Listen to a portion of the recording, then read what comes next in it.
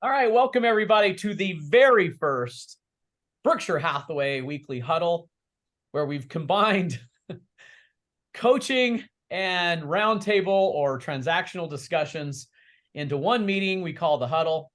Welcome everybody. Good to see you on video, those who are really achieving already today. Matt, good to see you from Metro Mountain. Mike, good to see you. I think Debbie's there in Ogden. Allie's there in Old Mill. Craig, good to see you.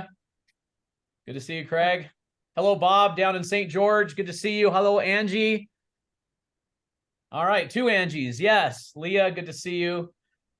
Chris, I don't know, man. Are you liking the mustache? That's a different look for you. Does Kristen like that? She does, huh? That's why I have it. Like that is a I'm real gonna do question. beard stash. I'm gonna grow out the bottom a little bit to hide this. Isn't that the I thing? think that's it. Isn't that, speaking of, Huddle, and here's our football analogy coming together, but maybe that's a little Travis Kelce look going on right now. It's the kind of the popular talk. Ted Lasso. And Better reference, yeah. All right, Ted Lasso or Travis Kelce, whatever one, but I think I'd rather be Travis Kelce right now. I'm pretty sure I could go on a few dates with Taylor Swift, why not? Woohoo! Well, hey, welcome everybody. Glad you could join us. We got a lot to talk about today, and Craig and Mike and I got together, put together some really good topics today. So glad you could join us, and I hope that you can make this a part of your weekly habit of coming together, and we look for your input too. So we're all on the journey of improving. We need to stay humble and always be a student of the business. And there's just no one who has all the answers. And so we hope that Weekly Huddle will help us help each other and learn from each other and grow and better our business. Gal, I promised I wouldn't talk a lot about this, but I'm going to go a little bit off script, Mike and Craig, if that's okay. I want to give you just something very simple to say to clients if they ask you about the recent class action lawsuits, and I will stay on script when I do that, but I'm going off of script, bringing up something that's kind of the topic of the week. So as we know, you had an email go out from Mark O'Brien, which was the response from Berkshire Hathaway. We've also had the Salt Lake board weigh in on this, and I would encourage you to stay up to date on anything from the local boards. So that's the first thing I would tell you. Just read that and make sure you're up to date on that as you get asked. One thing I was kind of just thinking about this, maybe you could write this down, but here, if someone asked you, like a client, well, what's going on in the real estate industry? Well, the fact is that we've made a lot of changes since this lawsuit was put in 2019. One of the mistakes that the industry made was it inadvertently would tell buyers that our commissions were free because the seller was paying for them. We've stopped doing that. And we've changed our dialogue to better educate a buyer. The public is now aware of what the compensation is. That was not the case before. And recently, there is no compensation even required. Now, that doesn't change. Here's this be a running start in this dialogue, but it doesn't change if you want to hire buyers agents to help sell your home, that you still need to do that. And we highly recommend that you do that so that your property doesn't sit on the market and you lose equity because you haven't had the help to sell it. So we're big proponents of hiring agents to do that. I think that's enough for now, and we stay tuned as a moving target and stay, that's kind of what Berkshire is saying. And the boards are saying is there's a lot here still to work out. I don't want to turn this huddle into about the lawsuit, but a lot of you already asked me this morning, and I thought, well, I'd give you at least something you can say for now, and this is we'll continue to have discussions on this. All right, so let me tee up the first question. Well, it's the holidays. It's time to take a break, right?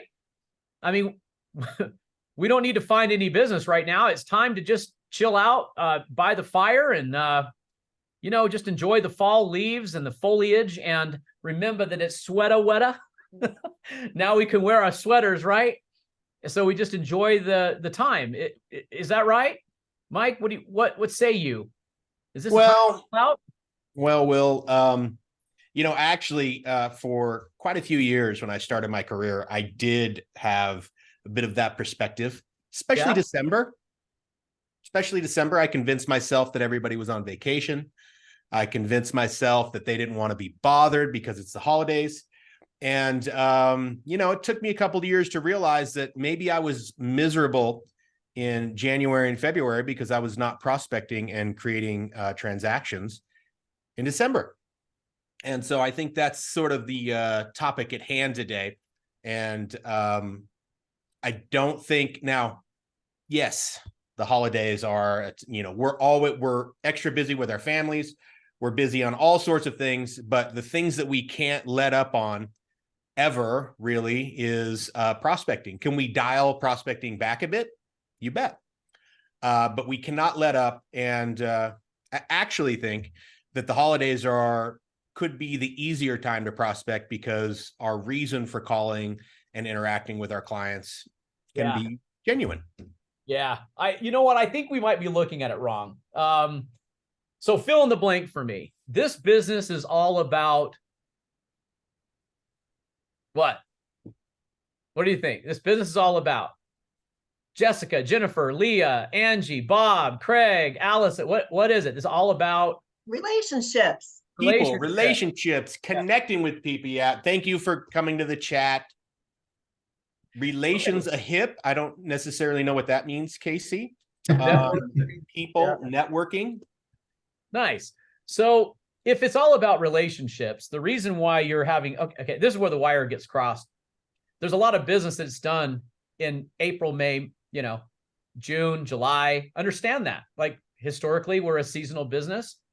Now, Park City would argue that no, there's a lot of business done November, December, and January, right? And that's a great thing about our company, by the way, is one season is benefit one market, it benefits the other in a counterpoint. But if the relationships are the center of this business, then how do we build relationships? And the best time to build relationship is right now. Right now. So if you want to catch a fish in the river, go fish when the fish is in the river. But if you want to get ready to catch fish in the river, now is the time to work on your equipment, metaphorically speaking. And it's all about relationship. And there's not a better time than right now to help build relationships. So if that's the case, then what could we do right now that's unique about this time of year that helps build relationships? That's the next question. So first, before Mike and Craig and I weigh in on that, is for answers for you all. We don't have all the answers, but you answer that one. What could we do right now that is that makes this time of year the best time of year to build relationships? That's the question I'm asking the group. What are they? So light the chat up if you can. Rachel, I'd love to hear from you. Nicole, I'd love to hear Kim Dixon. I know you're on. A lot of our top agents are on. So I'd love to hear what you have to say about that question. I'll rephrase it again. What is unique about this time of year that makes it the best time of year in building relationships with people? Chris Visser says pop buys. Albino says reach out to our past clients. Leah says easy reason to go see people, throw parties, and connects. And Audrey suggests that you volunteer. Nice. Linda, reach out to clients. Yes. Rachel, what do you have to say? Look at that smile. She's got confidence. She's got a good answer. This time of year is always about parties and connecting. This is the social time of year, right? Yeah. It's Halloween parties, and then you got your Thanksgiving parties, and then Christmas is a party for the whole month. And you're sending out cards, you're sending out candy. You also have to think about your affiliates and everybody else.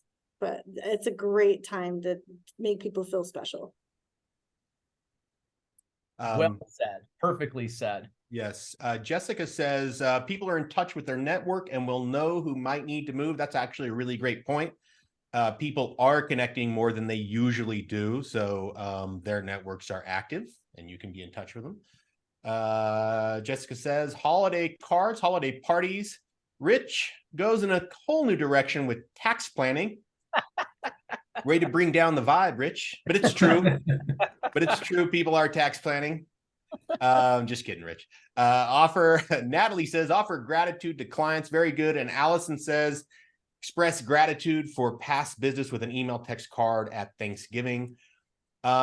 Rachel says New Year calendars. Actually, really good point. This is a time to get those calendar ordered. To deliver a calendar that is only going to be used for 9 months because you delivered it in March isn't as handy.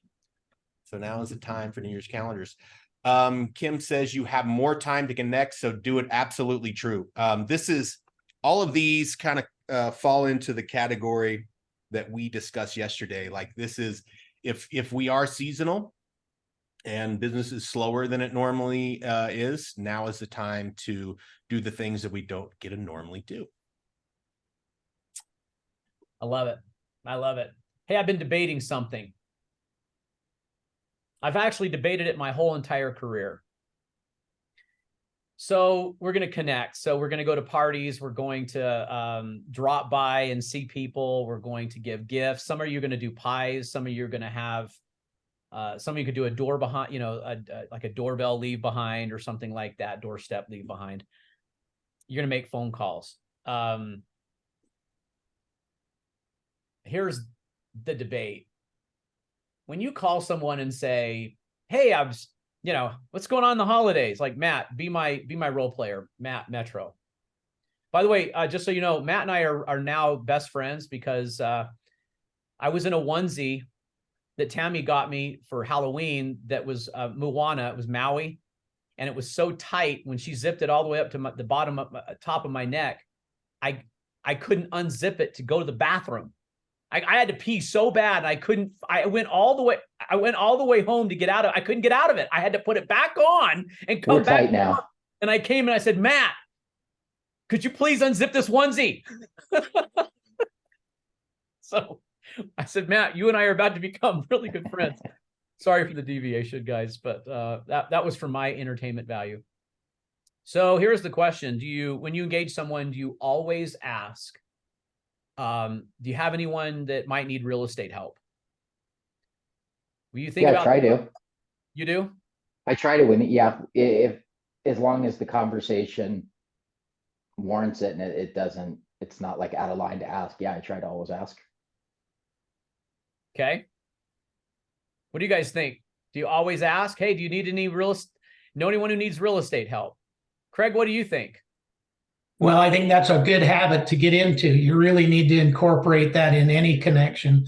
There's nothing better than face-to-face. And so many agents use this time of year to do pop buys, as Kristen mentioned, and visit past clients, give them a gift and say hello and see how things are going. And then ask them that question before you leave. There's nothing better than face-to-face. And I think a lot of agents are telling me that over the years have told me that Thanksgiving time is an optimum time for that. They find people at home more than they do at the Christmas season. Yeah, it's a good point. It's old school, man. Yeah. It's all been around. Yeah, it's been a while. Social media, email campaigns, videos, never as good as just seeing someone face to face. So does everybody agree with that? I mean, I'm a student like you guys are. I've been debating this my whole life. Do I ask every time? What do you think I'm concerned about? If we asked every time, every time we reach out, why the debate? I mean, why not I just ask every time? And, just why is that not just Well, you don't want to sound like a gold digger. Okay. We're not saying you're a gold digger. We're not. Allison says commission breath. Very good, Allison. I agree with that. Yeah. I think it's Natalie says may not come off as genuine. Yeah, I think if you ask too many times, you're not probably being genuine. Because I think our general advice on prospecting is we call and to have genuine conversations with people and actually care about what's going on in their lives. And then when we do that, and then we finish every single phone call with, by the way, anybody wants to buy or sell real estate, might kill the vibe.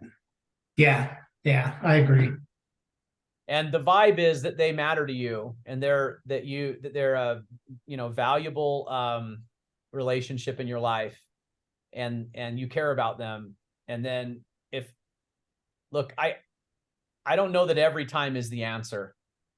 And it's kind of like never and always, when you were raising kids, they say, Dad, you always make me do this. So I'm like, honey, the word always, do you understand what always is? I don't know that you do. And you never let me. And I'm like, again, never, honey, never would be 100% of the time. So I think if you're a secret agent, you're failing. If people don't understand your business and you'd like more business, then you're failing. However, if every relationship is engaged and every single time you engage a relationship, you ask for business, you basically just told that person that they matter to you only for business. And so I think you have to be smart and be careful about doing that every time. But if you're never asking, that's a mistake. Yeah. Chris Visser asks a relevant question. What about social media posts? Is there a balance of promotion versus live posts? I've always sort of heard the 4-to-1 been thrown around. For every 4 media posts, one of them should be business. That ratio versus a, half and half.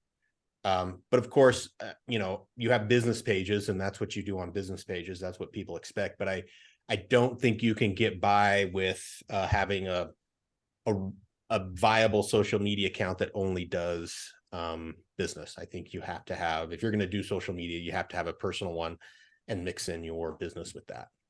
What say you, Craig? I agree. Yeah. Yeah. It's 4-to-1 is a good ratio. Even, 50-50 is too often in a personal page or in a reach out. So 4-to-1 sounds about right. Yeah, let me add a little tip on this. Occasionally we'll see agents who are grandstanding. Do you know what that term means? To grandstand? So the post is, look how great I am as an agent. I just closed this house. Look how great I am as an agent. I just listed this house. That's grandstanding. It's a big turnoff, guys. Don't do it. Make it about either obstacles you solved to help a person, but it's always got to be about how you helped a client, a seller achieve what they wanted, and how proud we are to play a role there. I'm great when you mention things like, this was a tough transaction, but it's all about them, not about, look at us. So in other words, I think we need to, button up the shirt a little bit on that S on our chest.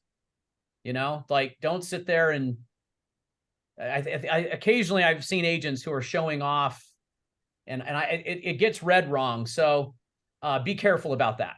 Okay. Be careful about that one. And there's plenty of things we can say about how happy we are with our buyers or our sellers who are able to move on in life and have a new exciting chapter and celebrate that. And be real also about the challenges without grandstanding. So I think the best way to do that is congratulating them instead of congratulating yourself. Right. That's it. You nailed it. That's it. Well, hey, another one I just got on my list here. Let's say you don't have, all right. So gratitude, how I express gratitude season. We're in November. We got Thanksgiving coming up soon. If you want a quick and easy way and you haven't put anything together yet, I love this idea of buying the pumpkin pies, the apple pie, the cherry pie, the peach pie, because they don't have to be refrigerated. You can deliver them to people. So you can go do the drop by and the gift and see them in person. Like, that's such a great way to say thank you. It's not the only way. There's just one idea, but if you don't have something already put together, think about buying some pies for them for Thanksgiving, and then you can, put together your schedule on that week before Thanksgiving and going by and seeing people and dropping it off. it would be so fulfilling and so rewarding just to spend time with the people that have referred you business. They mean a lot to you. I think the conversation with them is way bigger than the pie, right? But the pie is just a gesture. The best pie I've ever had for Thanksgiving was baked and created by Allie Bocott. And she put together a pecan pie. Oh, wait, I wasn't supposed to say, right, Allie? And she's on the phone right now, so she's not even hearing me. But I'll never forget that pie. That was the one case where the pie really took the show, stole the show. But yeah, I think that's a really good idea. Do anyone have any other, like, if you don't have a plan for, you know, showing gratitude or something like that with your center of influence, does anyone have something you could put together pretty quickly that you could do if you don't already have one, or do you have one that's your favorite? Wait, are you saying that Allison baked all of the pies that she delivered?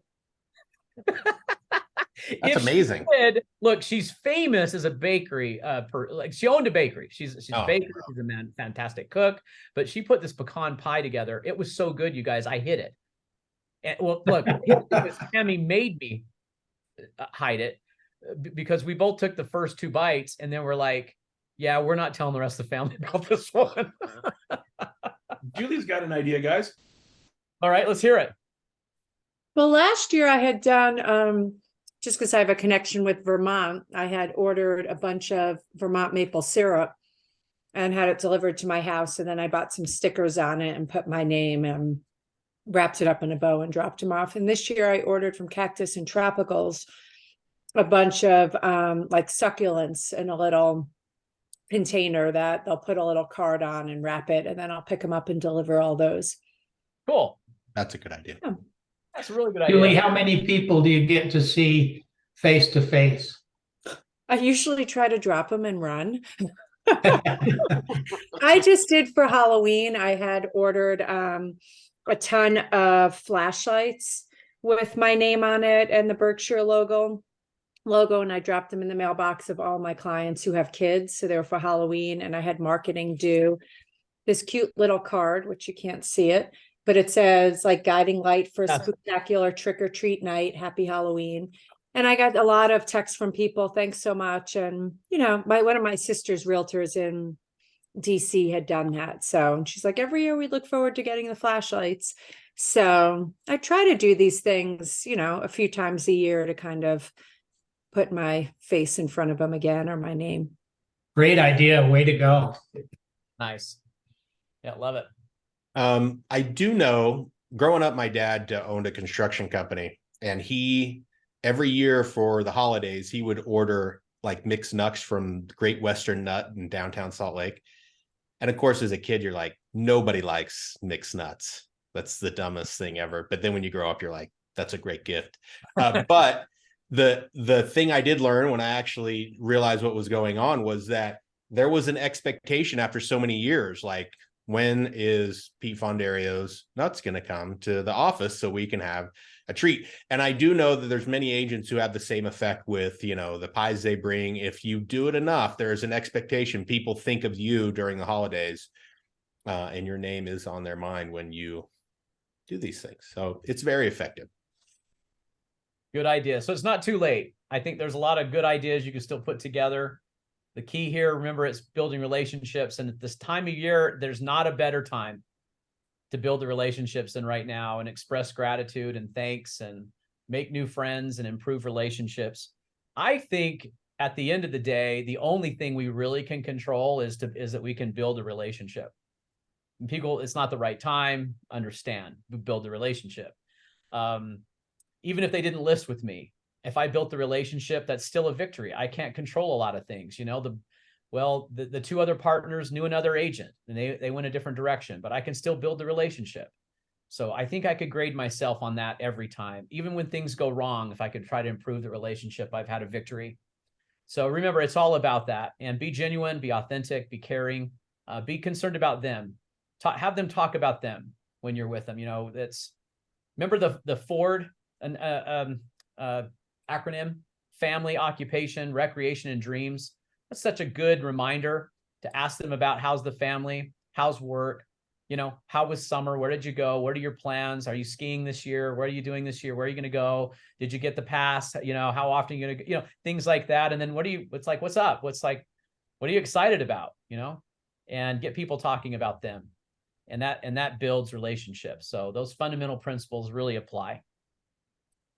All right, we're going to switch gears now to get into more of transactional guidance. The topic that we've picked today is contemplating backup offers and backup status. So we're going to look at this issue from two different points of view. We're going to start off with looking at it from a buyer standpoint about backup offers. And then we're going to turn this around to be the seller's agent and talking about why or should we consider using backup status when we go under contract, or do we stay with under contract status? So we're going to talk about that. Mike, why don't you tee us up on the, you took a lot of calls this week that came from kind of centered around backup offers. Why don't you go ahead and tee us up for that and set the stage? By the way, so Craig and I, on all the Wasatch Front people will be familiar with how Craig and I were doing Broker Roundtable, but the main idea is that Craig and I are essentially picking whatever topic we've dealt with during the week to discuss, because there's a massive number of topics and sometimes there's a trend and we discuss whatever trend's happening. And oftentimes we just encounter really goofy, weird scenarios that we work through, and then we talk about those and why we make those decisions. So if you do have those situations and you'd like to hear some input on Broker Roundtable, please feed them to us because we're always looking for new topics, and it's much better to talk about the stuff that's happening live than to just create it out of thin air. So which brings us to backup offers and why they're meaningful and why we should do them. I do know that I think there's definitely a sense in our marketplace that when you're the listing agent and you're negotiating a deal, there is a sense from a buyer's agent that if the listing agent wants to go into backup status, that somehow is negative for us as the buyer's agent, right? Yeah, there's, you know, it's not a perfect scenario. Yes, there is some negatives to a backup status, but we have to remember that in general, as a buyer's agent, if we accept an offer and we're under contract, we got the terms that we wanted, and backup status shouldn't necessarily affect those terms, and nor will they affect those terms, only under very limited circumstances. So don't be afraid of backup.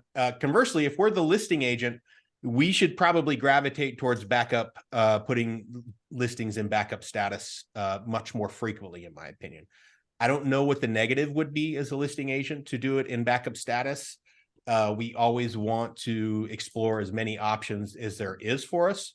I think in general, people take deals slightly more seriously when we do have backup status on there. Steve says, I think it makes buyers agents work harder to put the deal together.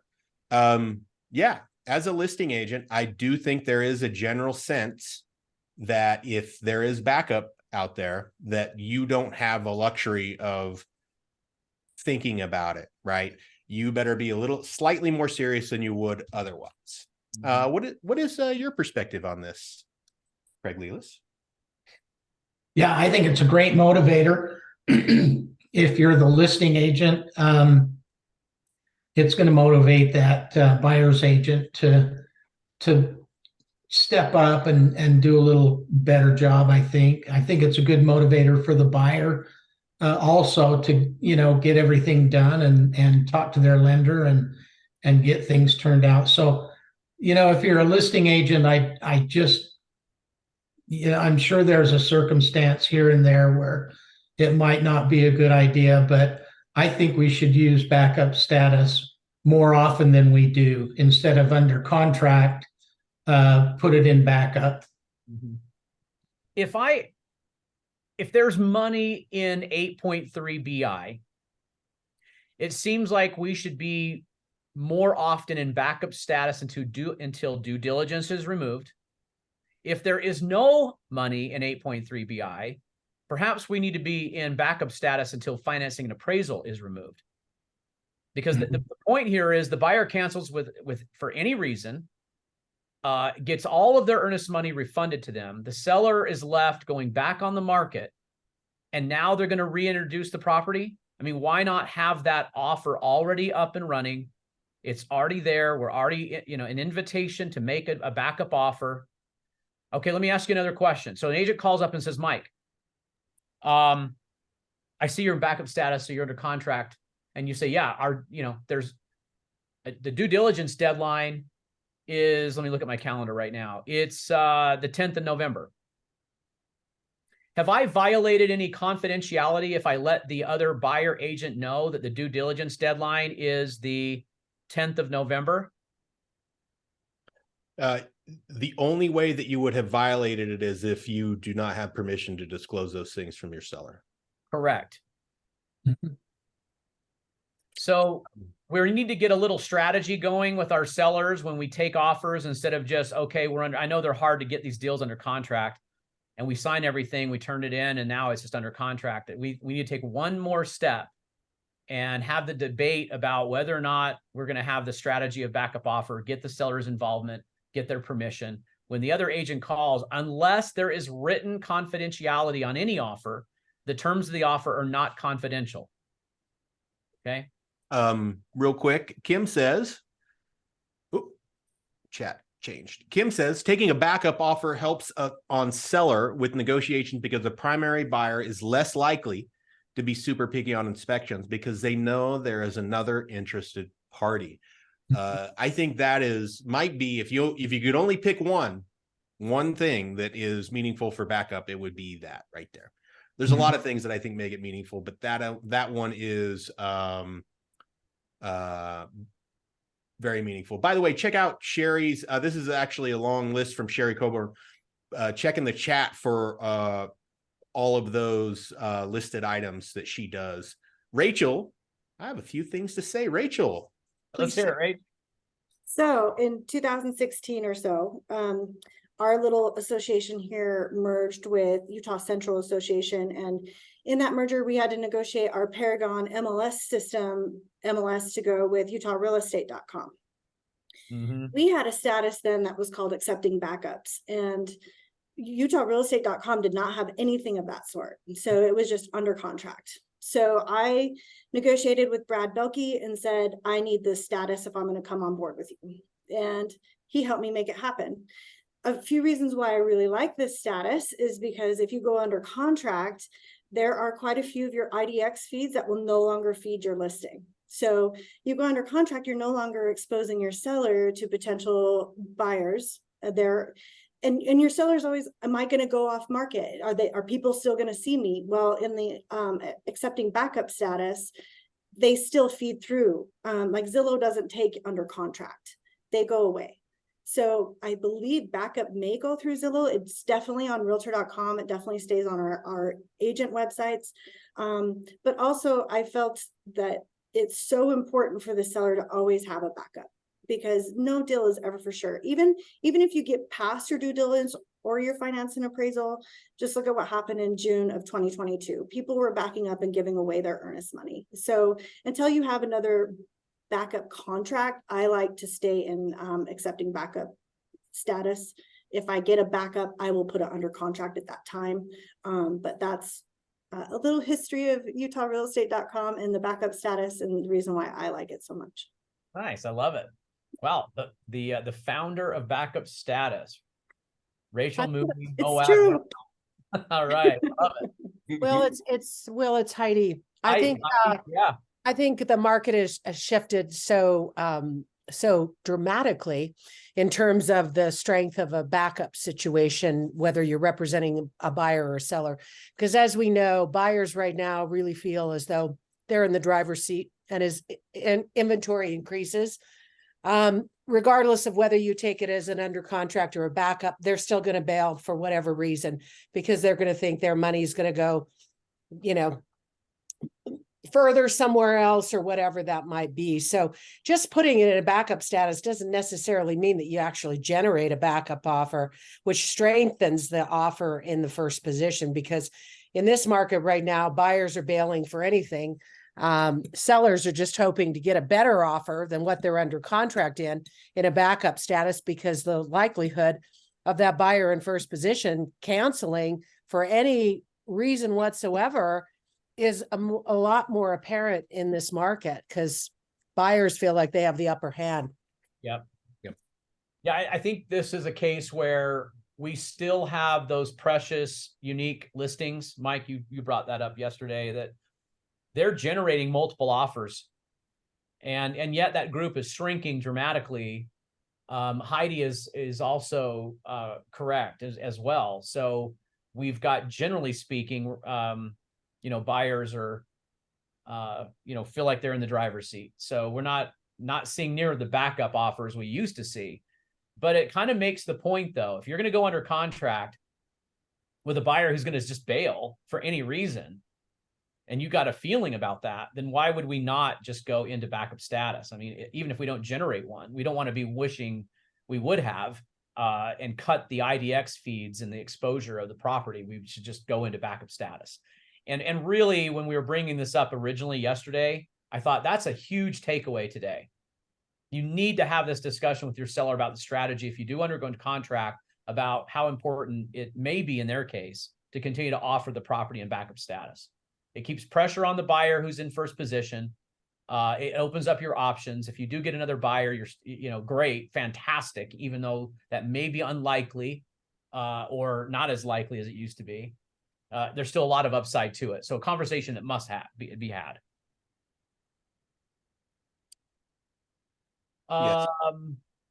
Okay, what else? Where else are we going? Well, there's a few things I wanted to talk about that just as reminders.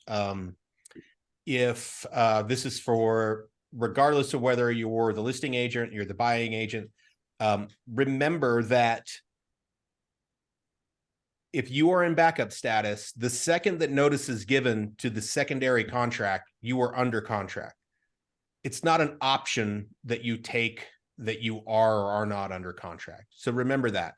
The second you get notice that the primary contract has been canceled, or the second that you deliver, depending on your position, you are under contract. You don't get to choose whether or not you are under contract. It's not as meaningful now, but if you'll think back a couple of years, people were in backup status with non-refundable earnest money. The second that they get a notice that they're under contract, their earnest money is instantly non-refundable. So remember, if you are the person writing backup contracts, you need to remember the consequences of what a backup contract is, and you could potentially be exposed to a couple contracts at the same time. Well, Sorry.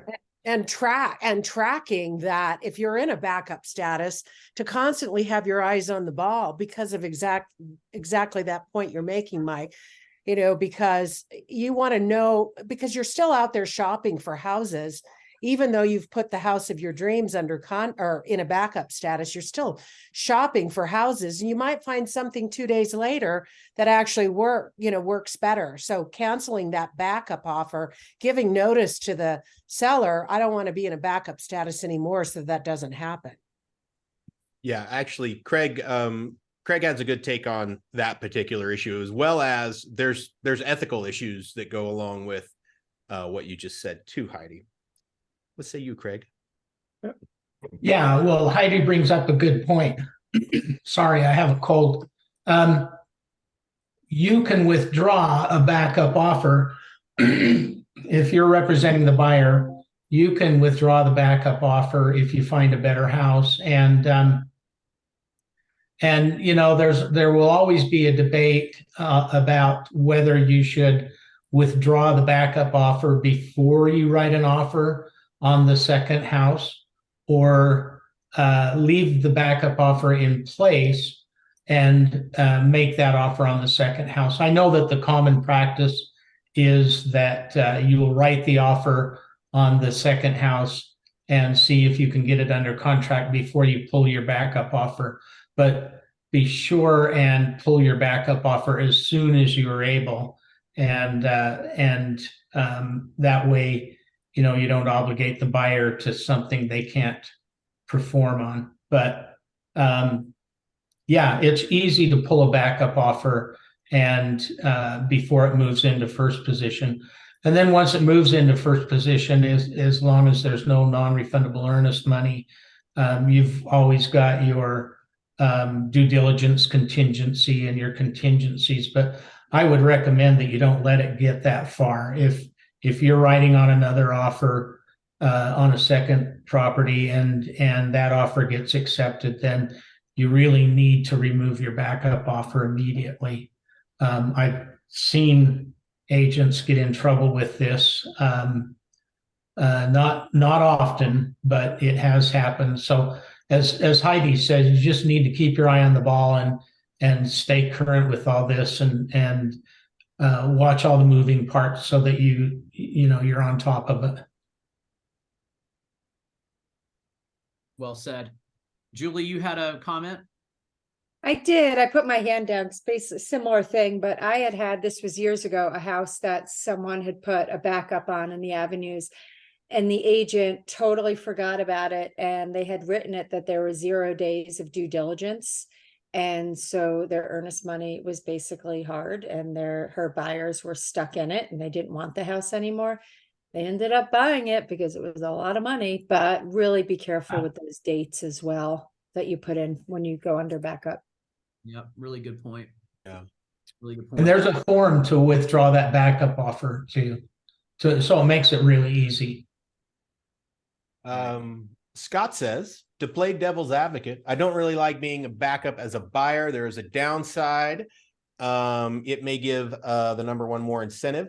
Also, for the most part, is often more difficult for the seller to get the same price after it falls out. And then he said, I think to Craig's comment, he took an agent to Pro Standards who did that. Yeah, I mean, there's definitely there's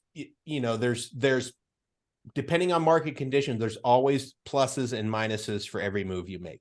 So make sure and you've got to talk to your client and really consider the repercussions of writing an offer while you've got something already under contract.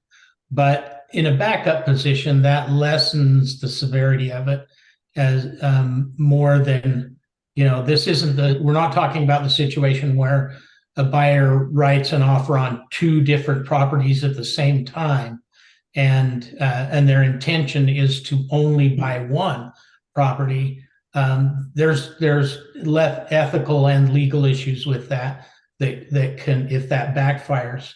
But if you have something in backup position that hasn't moved to first position, I'd be interested to know how many agents pull the backup offer before they write an offer on another property. I would think that it's probably pretty low.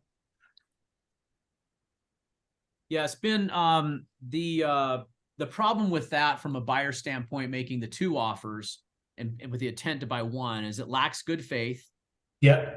And it's a lack of disclosure of material fact on the buyer's ability to perform. And when the agent didn't disclose it, the buyer didn't disclose it, then that's what Craig is saying. The legal issues with this are real. Good faith and fair dealing, and you can't prove that you are. So right. Yeah, and to Scott's point, the very reason why the listing agent should go have that backup status is exactly what Scott's saying. Is because it forces buyer number 1 to get their act together and not be so picky about canceling. So as listing agents, we likely should do that. The market's shifting. So perhaps as a buyer agent, I do want to just wait. I'm gambling, aren't I? Because if somebody else comes in that backup position and primary fails, well, they're in the second pole position and nothing I can do about that. But the strategy that Scott is implying here is that we wait and see, and we keep our eye on that under contract and notify the agent, hey, we are interested. Let me know if you're having any trouble with that transaction, and the agent says, well, why don't you make a backup offer? well, talked it over with my buyer. I think we're just going to keep shopping, but we are interested. Let us know, whatever that means from the buyer. And if it does fall out, Scott is suggesting that the negotiation with the seller is more favorable for buyer because they just had a transaction fail, if that's the case. But every transaction is so different. There's so many angles to this. This is why I love what we do. This is why we have so much value, is it's complicated. It's not easy. It's not a rinse and repeat. You can't do it the same way every time with the same transaction because every property is different. Every transaction is different. Every market is different. Every price point is different. And that's why you guys are so valuable and so needed, because there's so many different ways to look at this.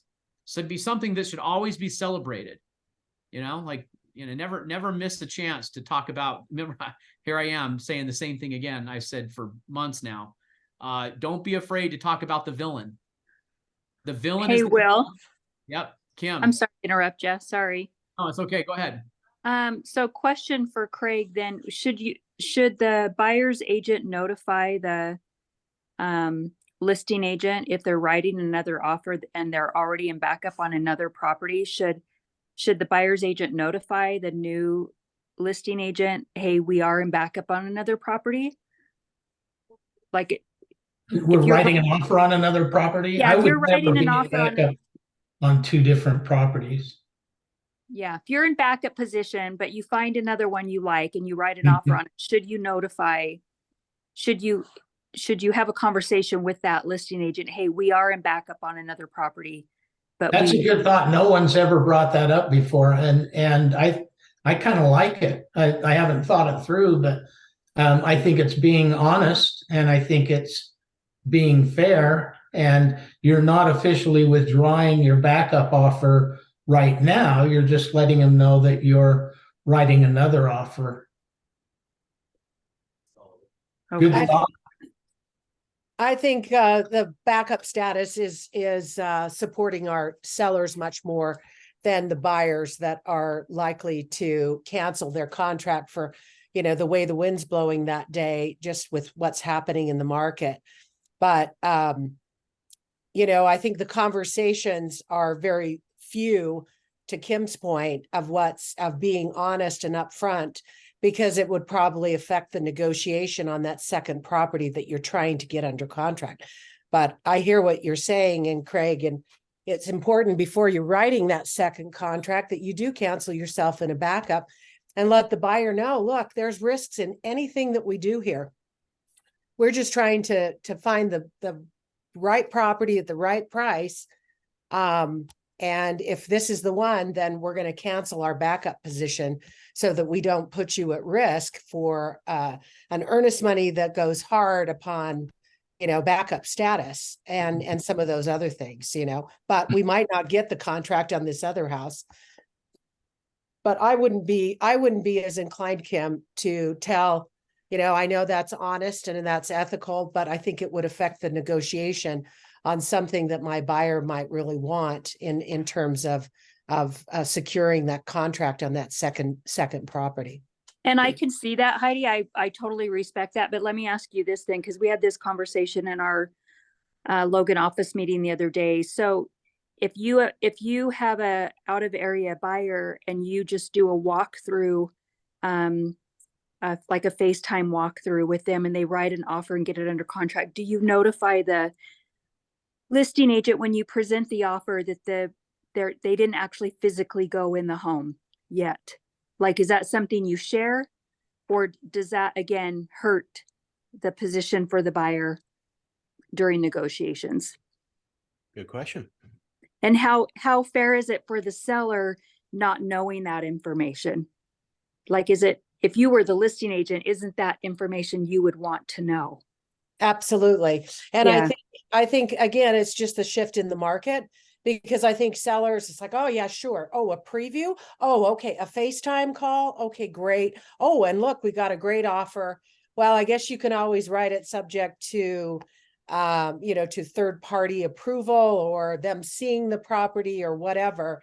But yeah, I mean, I always tell them, hey, my clients aren't in tow with me today.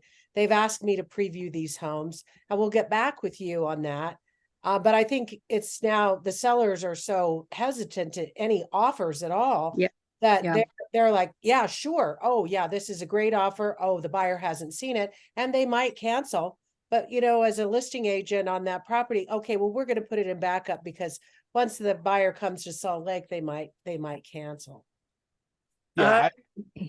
Go ahead. Sorry, it's Julie. I 100% do not give that information. If my clients have not seen it in person, I'll say, oh, my client saw it.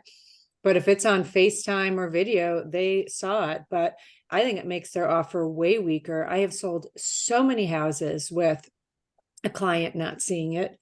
And I think you're really hurting your own client. I would never lie directly, but, but if they saw it, they did see it. It just might have been by a video. There's a house I just got under contract on Virginia. We won over a cash offer because the cash offer had done a FaceTime with the listing agent who also had an ownership with it. And so good chance the guy was not represented. He probably would have made more money, the seller, but because we had seen it in person is the only reason we got it. So if they figure that out, they're not going to do it with someone else. Yeah. Real quick from the chat, Allison says, agreed, Julie. I never share unless asked directly. Allison says, a listing agent, I would never take a blind offer, not without a physical inspection.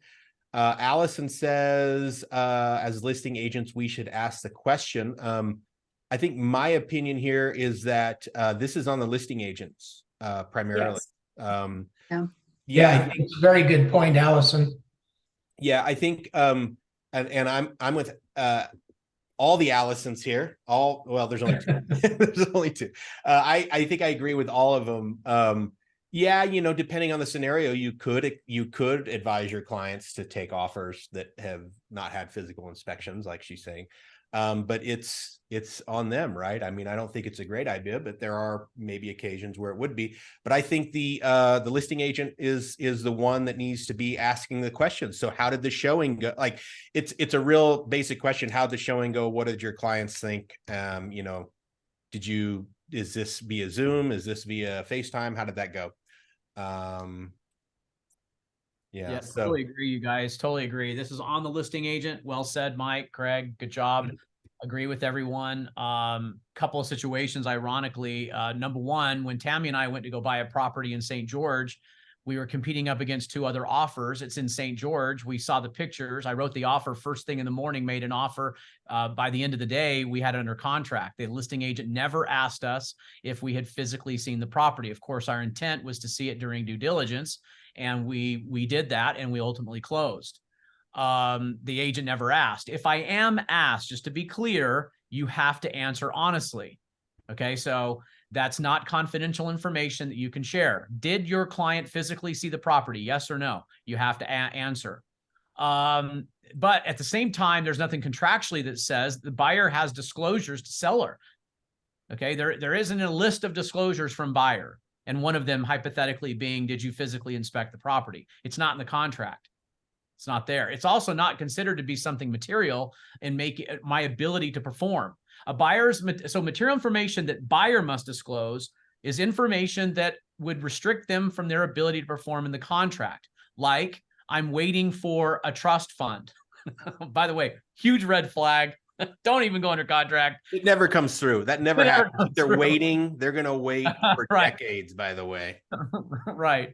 But I'm waiting for proceeds from an accident, a lawsuit. But that is material and it must be disclosed. And but yeah, things like that have to be disclosed. So this is all on the listing agent. It's a really, really good tip. As a buyer's agent, don't we have to see the property before we can write an offer on it? No. Now, there's no rule that says you have to see. So again, no contract, no law. It's a darn good idea. Yeah. But yeah, there's no rule. Real quick in the chat, Heidi says, the comment's a little late, but she says, all buyers see properties. First showing is always online. Good point. Which is in support of Julie and Allison's comments. Yeah. Real quick, we forgot Steve's. Steve says, I took a sight unseen offer once and put it under contract, and it ended up falling through because they wanted a bunch of repairs. Luckily, I had a backup, would never do it again. Yeah, I think that's pretty fair. I think the only time we would maybe recommend accepting offers sight unseen is in moments of desperation or no options, that type of thing. All right, it is 1:57. We're coming up. We have to break our huddle. We have to break. We have to go out and play the game now. By the way, I think one thing that we will try to also close out the meeting with that I really enjoy is the naughty list. And for those who are unfamiliar with it, we review relevant, and I'm not just for fun and for leering, we review relevant division newsletter fines. They're kind of fun, but we can learn from them. And every now and again, I throw in one that is just ridiculous, and we should all be aware of how ridiculous people can be. But we don't have time this week, but I will have the Naughty List Division newsletter complaints and fines for you next week. And oh, come on, share one. All right, I got one. Actually, okay, let me pick. I've got 3 here. Let me just take a little bit. Oh, this is a real easy one. It's not juicy, and by juicy I mean ridiculous. It's a good example of we can learn from others' mistakes. And in the past, I'd read the whole thing and I would say who it was. And it's not sitting well with me long term, like saying the name. And we're recorded now as well, so I'm not going to say the name. So it's going to be John Doe and Jane Doe. Jane Doe, sales agent, Washington, Utah, on a stipulated order dated June 19, 2019. Miss Doe admitted that she entered into an exclusive buyer-broker agreement with prospective buyers after she had been contacted by another agent and had met the agent and the prospective buyers at a property listed by Miss Doe. The prospective buyers had previously entered into an exclusive buyer-broker agreement with the other agent. According to Miss Doe, the prospective buyers told her that they had not signed an agreement with the other sales agent. Miss Doe did not contact the other agent to verify this information. Her actions are in violation of Utah administrative orders. Ms. Doe agreed to pay a civil penalty of $1,000 and to complete additional continuing education requirements. So really what we're talking about here is if someone says they have not entered into exclusive buyer broker agreement, your first instinct should be, yeah, I think you're lying. And I mean, you don't tell them that you think that, but you need to dig a lot further. And in her instance, it's pretty bad. That's pretty blatant. And she should be fined for that and publicly shamed for that action. So that's a little sample of what we do. We just review those things and why it's silly. And by the way, I mean, I think most of us have really good instincts on this. When it comes to, do you have exclusive buyer broker agreement with another agent? If they say no, our follow-up question should automatically be, have you written a contract on any property in the last 12 months? And if the answer is yes, we do not pass go and we do not collect $200 and we stop it and we investigate. And Scott says, have you looked at houses recently? It's also another good follow-up question because frankly, I think a majority of the time people have no idea what they're doing. And especially, there are plenty of clients out there who sign stuff. They have no idea what they're doing. They're just trusting the people sending these documents.